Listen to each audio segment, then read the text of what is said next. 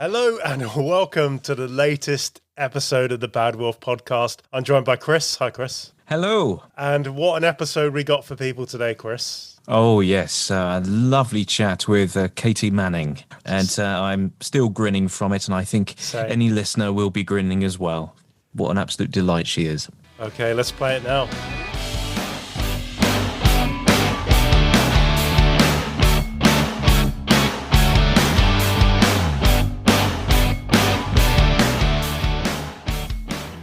Yeah, my 8-year-old showed me how to use Zoom. I know, they're frightfully useful, aren't they? And then she's gone to the park, so I was having this moment of panic when you guys couldn't hear me. But anyway, yes. We can hear you, honey. Okay, I've hit record, so we're all good. My son is here, he's in the background, but he's not going to make any noise. Well, is he going to be helpful? Are you going to be helpful, Aidan? No, he'll make tea for me. How old is he? He's 12. Oh, he might help. Maybe. Having had twins, honey, and gone through the teenage years, trust me, he might help.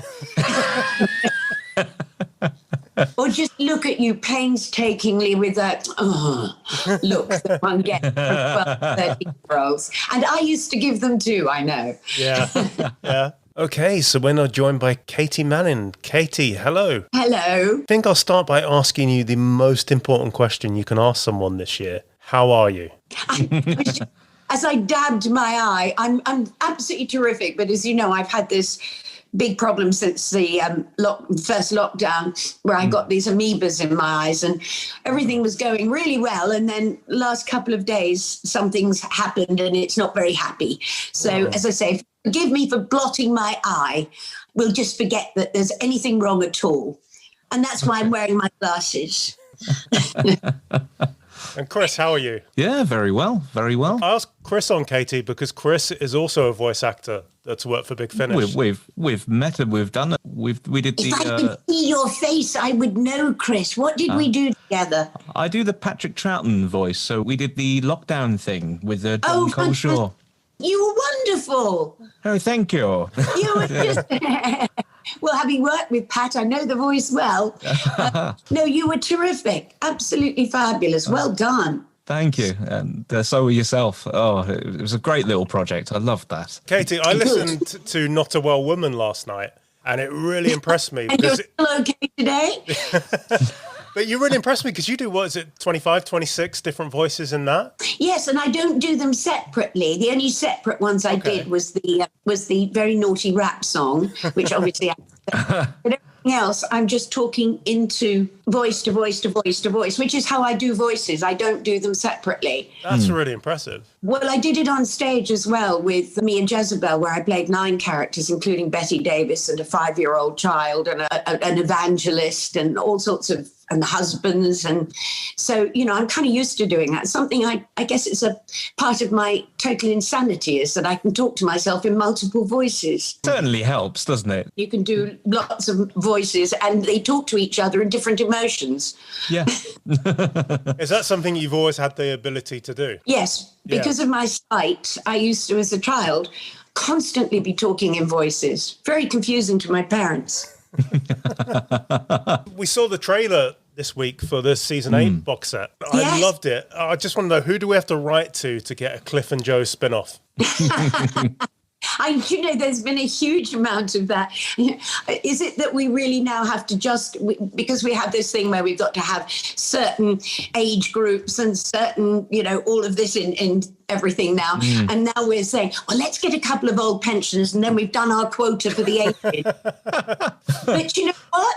The thing is with Joe and Cliff is the fact that, between them, he's a Nobel Peace Prize winner. She's been traveling in time and space. They make quite an interesting elderly couple with 13 grandchildren and 7 children. I think they're, probably international children too. Yeah. I think they're such a funny little couple and could have some very interesting adventures together. It's definitely a series waiting to happen.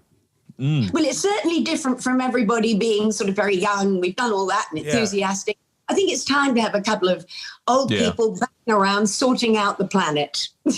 Absolutely. And of course, we've got freedom passes. So, we're really cheap to try. A joy to do. And of course, it's just wonderful to be with Stuart because we were engaged when we did The Green Death. So we've been friends for many, many, many years. Yeah. And it just never changes, that friendship, even though we didn't get married, probably just as well. That's why our friendship's still so strong. But, he's such a wonderful actor and we just kind of fall into it together, and it was a beautiful piece and written by Pete McTine, directed by him, who's wonderful. And I just thought it made me smile. I don't like watching myself and you look at it once, but actually when I watched it, I was surprised. I didn't look away. It was like a warm smile in my tummy. Does that make sense? Yeah. Your friendship definitely comes across on screen. That's vital, isn't it? Because it was like in my day in Doctor Who, if you've got those relationships and they're really strong and you have these bonds, I think it just takes it up to the next level and gives you, without people realizing, you just really feel these people belong together. They really care about each other. And as an actor, Chris would know this, you have to create that with a complete stranger sometimes. You go to rehearse, how do you do? And the next thing you know, you're kissing passionately and you've been married for 10 years, But when you've got it really there, like Tim Treloar and I have it, just takes it up to that next level where people feel that really comfortable with you. You mentioned Tim Treloar there. What's it like working with him? Because he does a really great Patrick Troughton, really great John Pertwee. It's because I'm looking at you, Chris. Confusing. So many. I said to someone the other day, I was standing there and I was working with 3 people who were, now doing the voices for 3 people that are no longer with us. And I said, right, who's going to do me when I fall off my perch? You're irreplaceable, Katy. Oh, I don't think so. Anyway, just found a star stuck to me, scarf, as you do. Tim is, excuse me, I'm so emotional. Tim is absolutely, he's one of those people that the moment I met him, it was a bit like when I met John, there just was instantly that humor and that ability just to talk rubbish to each other happily and laugh. And, then there was the wonderful occasion where he rescued me from being locked in the toilet. And as he broke through the door, I just looked and I said, now you are my doctor. But he, Chris, you also know this too. Oh God, are you weeping as well? I'm steaming up a bit, Katy, actually. I'm getting all hot under the collar. Chris would know this too, that it's not about we can do voices and you say, my God, I can't tell the difference vocally between that person and that person. But when you're doing these long audios like this, there has to be more than that. You have to capture some of the heart and some of the soul of the person that you're playing. That's why it's very hard to take over, as John did with The Brig, I think so brilliantly. And you've done, it's not just about the voice. In fact, the voice, it's like a singer. You can sing a song and you can hit every note to absolute perfection. But if that little bit of soul, that little bit of heart isn't in it, you'd rather you bum notes, but someone telling you a story that's coming from the right place. And Tim has really captured that as an actor absolutely brilliantly. And I adore him and we're very naughty together and that makes for a hell of a good team. I've always considered it, especially with doing the Patrick Troughton, it's not an impression. I don't use the word because it's more of a performance, an emulation of it. It's sort of people talk about, my friend does a wonderful impression. Well, that's lovely and applaudable. And impressions have a huge place in our business. But there are other things, it's like when I was playing Betty Davis, I wanted to capture, it wasn't just about absolutely nailing Betty's voice, it was nailing Betty, which ain't easy. And then, I think too, it's really, really important. The body language, as you know, as a voiceover, people don't we're not just sitting there on a stool. No. We are performing, but you have to perform in this very kind of narrow way. You can't voiceover, I occasionally get a bit carried away, and then you get like water glasses going over. Whenever I do Troughton, it's sort of I've almost got like the frown face on. Yes. And it's sort of like that, and then it sticks, and then the rest just seems to come across naturally. Well, that's it. You've got to find the physicalities, which of course I was able to help Tim with, because even when I was doing John, because I mean, one forgets I was doing John, the Master, the Brig for a long time. It was never about me trying to get this perfect, but I knew the feeling. I knew the heart. I knew the moment that he would hold my chin or look at me or put his hand, or put his hand behind those things. Yeah. And it really, as you know, the physicality is so important. I mean, I couldn't just sit down on a chair and do it. Could you, so to speak? No, not at all. I have to do it standing. It's I think the only way, because you need your whole body. Pat does something with his hands, it's like, oh my word, he's putting hands together, right. he's doing things like that. And I can imagine. You have to do that, because if you don't do that, you're putting the whole thing in a straitjacket. Even when I played John, I would do and when I play little kiddies, and I go up on tippy toe, because something makes something happen as soon as you do that. It changes, and then when you get into everything, it's like when you're doing a dialect, isn't it? You can't do New York sitting down with your hands in your lap. No. You might be able to do the South there, because that's a stiller, but it's every dialect, whether it's English or American or whatever, there's a different physicality with it, which you have to find. Absolutely. That's it. I'm done.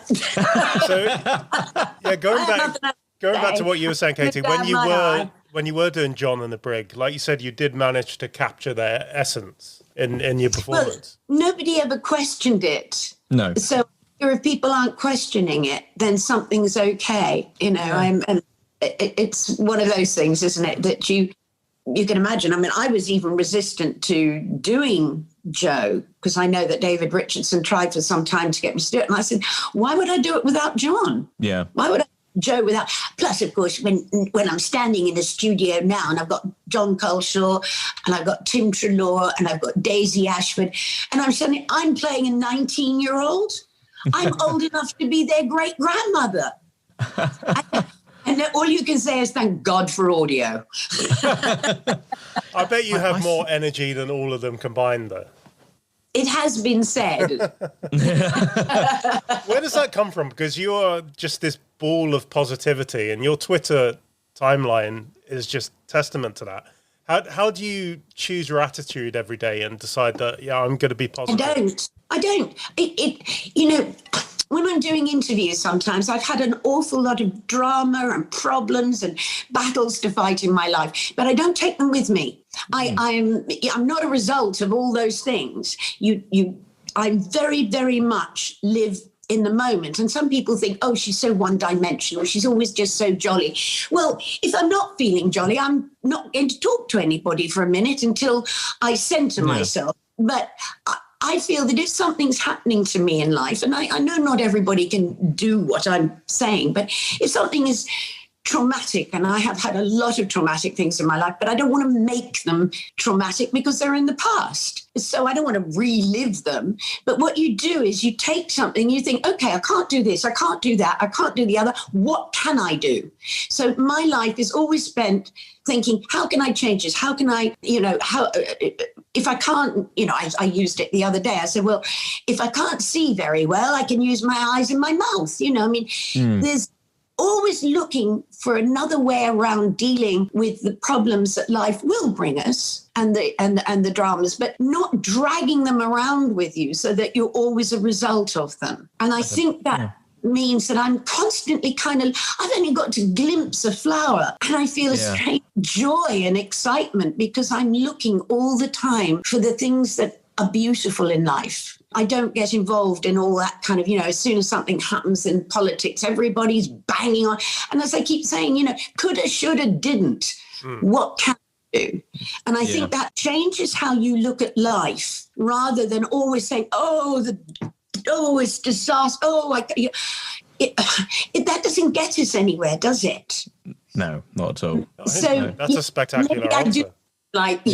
Too sunny, but this is honestly how I am. I've always been this way. I really have, even through really troubled times, I kind of bounce up and go, okay, well, how am I going to deal with this? Yeah. It's just, and I think that does make a difference to how you wake up. I mean, I'm pleased to wake up in the morning. Surely we could start there with our day instead of waking up and thinking, oh God, I'm alive. I wake up and think, well, I'm still here. That's a bonus. That's a great attitude to have. I quickly take my pulse. Yes, still here. Well, I mean, I don't know what. I just wanted to ask, what was it like when you went on to the Sarah Jane Adventures?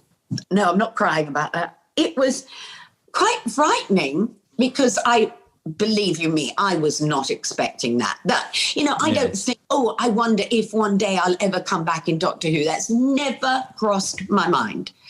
And especially when you're walking down the street trying to find a theatre and the phone rings and it's a gentleman called Russell I say, hello, who's that? Because I'm looking for somewhere and I can't see, so I'm squinting around.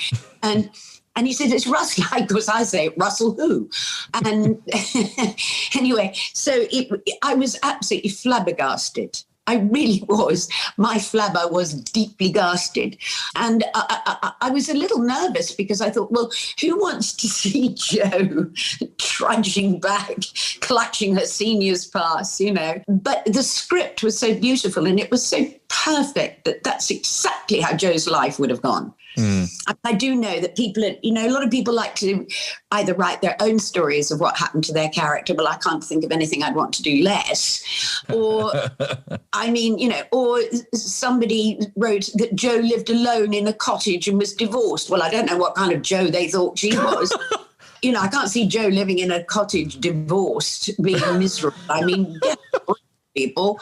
So it was wonderful to come back this way. And I love the fact that she had all these children. That's so Jo, just dropping kids at the bottom of a mountain saying, I don't know, call it Santiago, and the love she would have had for those children and both of them as parents would have been fabulous parents to have.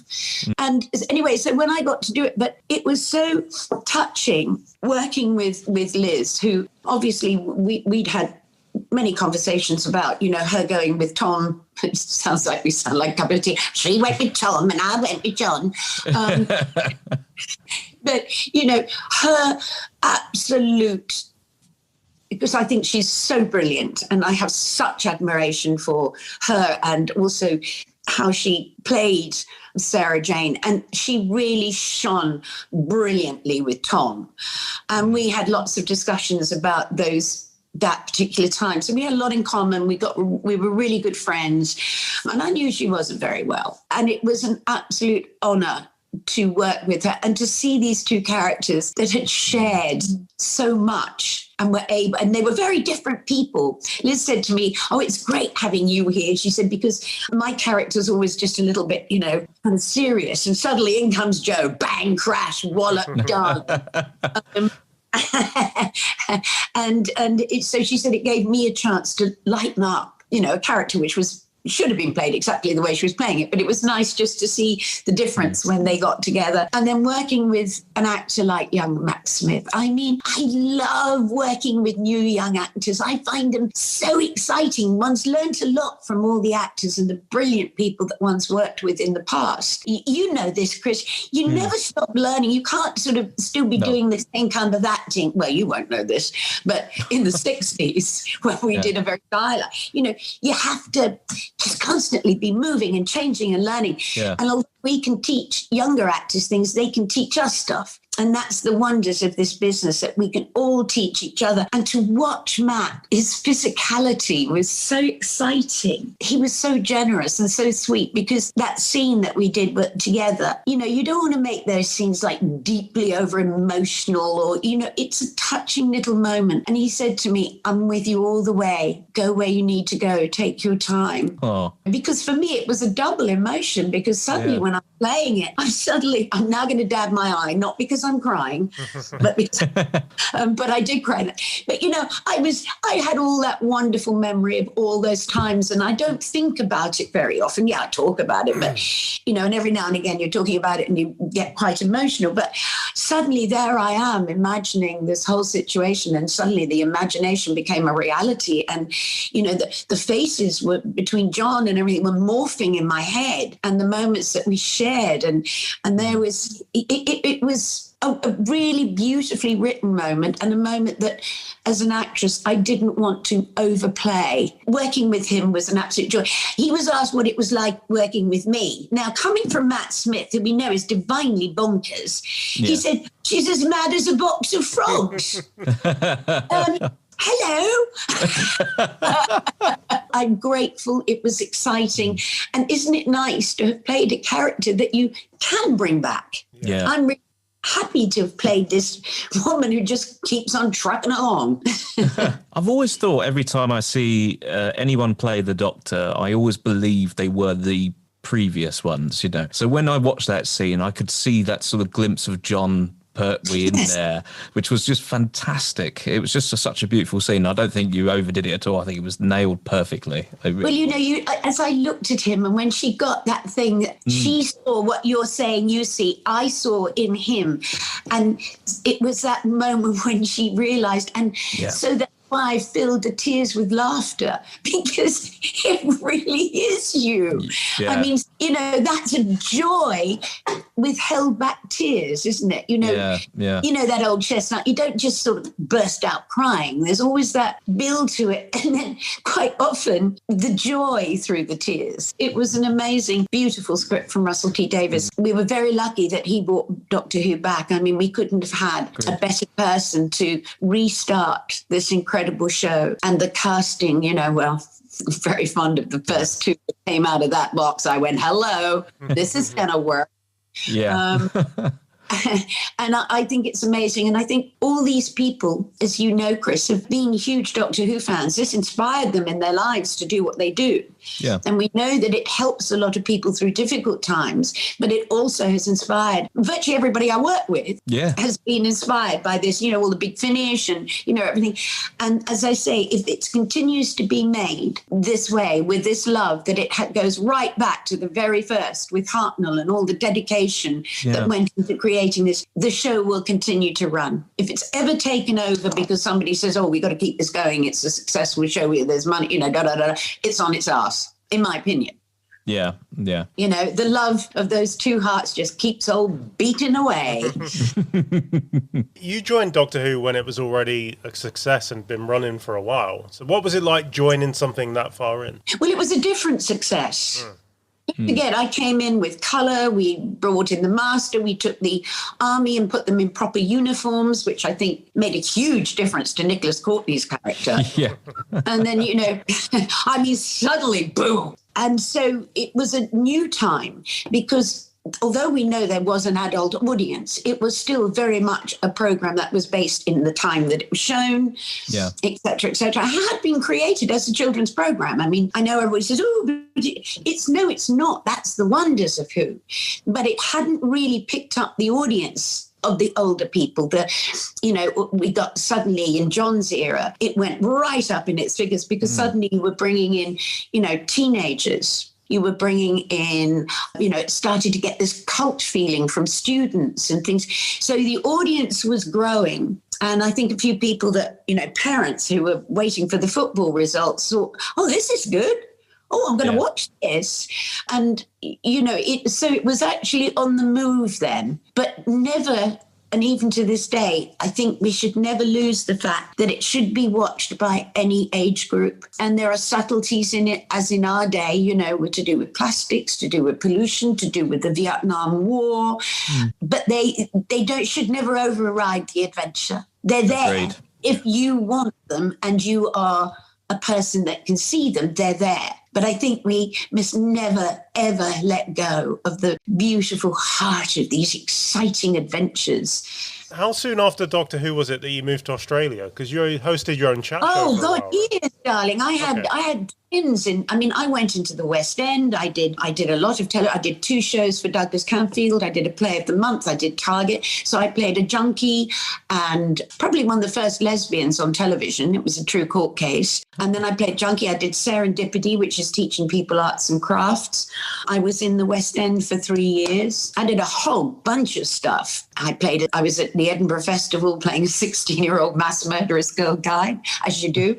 And so by 1978, during that time, my father had got his OBE and one thing and another, and he said to me, well, there's your challenge. I said, I'll be lucky if ever I get damehood from doing pantomime, darling. And I've never done pantomime.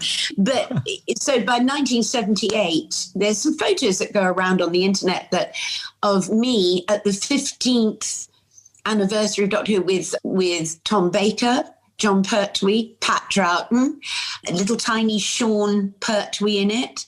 I was cutting the cake for the 15th anniversary, and I just had twins about 5 months prior to that. So when the twins were so poorly, and I don't go into all the drama of that, it's lovely if you want all the drama, but I'm not going. I can, but I won't. But if it helps people, when I'm talking to other women who've had situations with difficulties and so on. Anyway, they were very, very ill for a very long time. And I tried everything. And then it was suggested, a warmer climate might help because they had no immune systems. They'd been broken down through prematurity and then an illness. So I took off with one suitcase. I had one telephone number and I zoomed off to Australia. My girlfriend wanted me to go to America. It didn't feel right. Even though I have family there, I just, thought, no. Yeah. My father had said Australia, blah, blah, blah, years before was really great for children when they're young, not necessarily when they're older. And so I took off to Australia, came back again. They were sick again. I did a play in London and then I went back again. And so it would have been 1982 when I actually moved to Australia. So, yeah. You hosted your own talk show, didn't you? Well, that was fascinating because I had the most amazing guests. I had Simon. Oh God, I'm going to go blank on every name now. And I had Simon Pegg, Lenny Henry, Tula Clark, Robson Green. Oh. I can go on. I can name drop.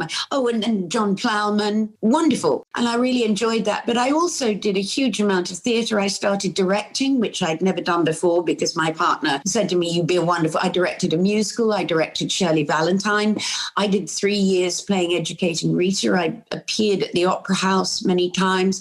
And that's when I started doing voices because I'd always done voice for fun. Yeah. Like John Pertwee said, you've got to do this. And I went, oh, no, I just do it for a giggle, because I don't do impersonations as such. I do wacky voices. I'm just voicing a few at the moment, which I'll name one of. I'm a very kind of slightly distressed but very excited vending machine.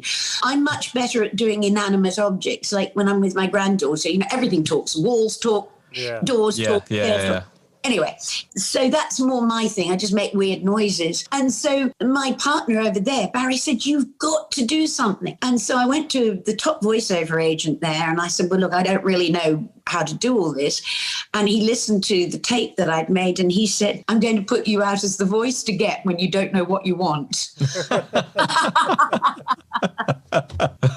And I did so many cartoons. I won an award for one of the characters. I won a Palme d'Or as a best cartoon character. I did masses of stuff and theatre and had the most extraordinary time. And my children got to be healthy. I was going to ask how they now. Brilliant. Well, as good as any kids can get. No, I've done my best. I just turned and looked at my son then. So. Listen, they are absolutely. Because they're a boy and girl, I often say I feel sometimes because they're very different to their mother. Sometimes I feel like I've given birth to my parents. I love having children. I have an adopted daughter who's now got grandchildren. All the things I often don't talk about much. I tell so much. And then I was doing an interview the other day, I confess, and I was self-editing all the way through. I'm not going to say that. Because I live in the moment and sometimes this mouth opens. It's really easy to do, and I guess someone in your position has to be so careful of what you say. A paper will take it and twist it. Oh, well, exactly. I'm used to that, and they'll do that anyway, whatever you do.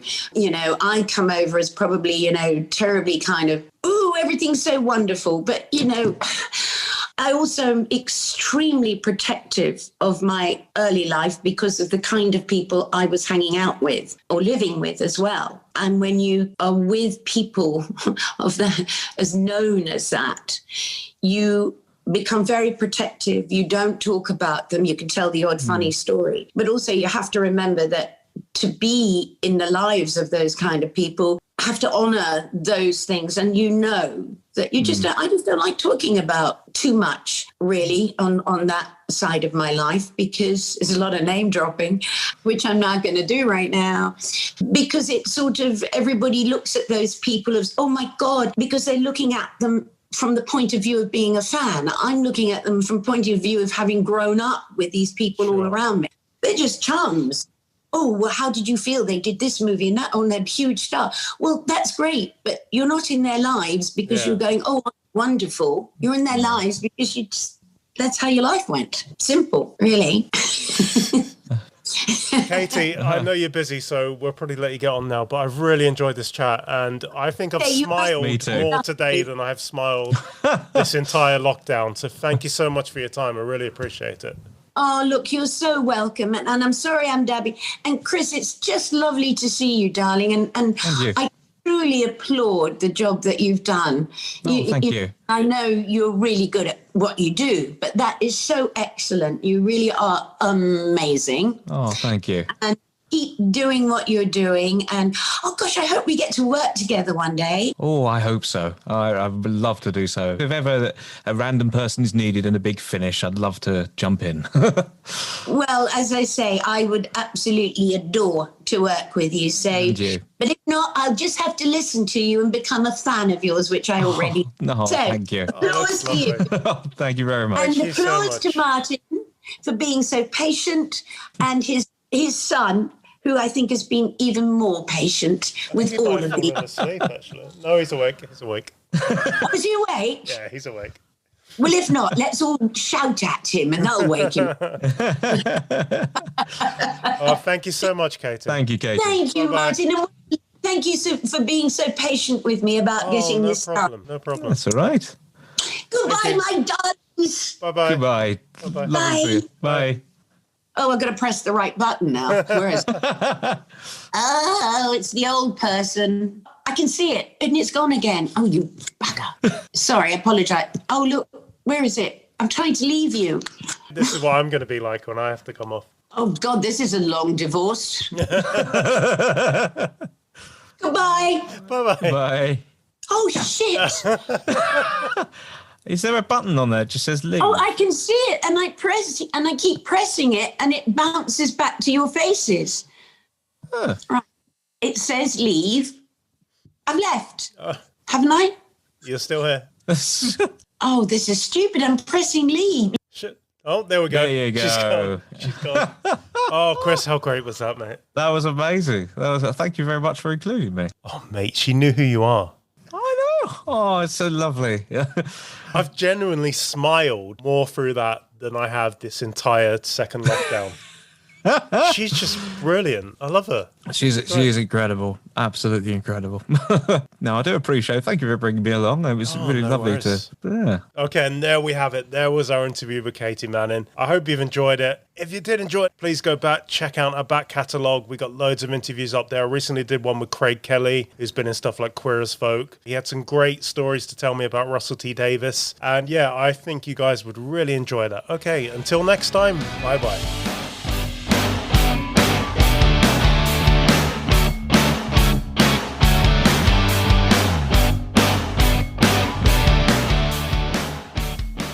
Equipment used in the creation of this feature was purchased through a grant from Gray and the Paul Hamlin Foundation.